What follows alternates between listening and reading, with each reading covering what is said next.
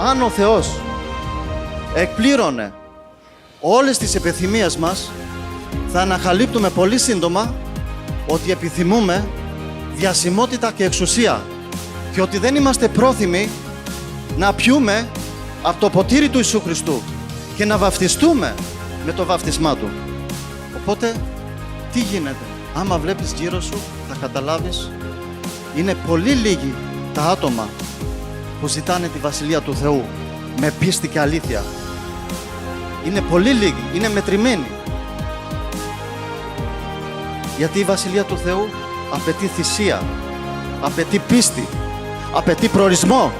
Όταν η ανθρώπινη χρήση βασίζεται μόνο σε αυτό που βλέπει, μόνο σε αυτό που ακούει και μόνο σε αυτό που υποδεικνύει η κατάσταση, αυτού του είδους η χρήση είναι περιορισμένη και δεν μπορεί να κατανοήσει τον Θεό.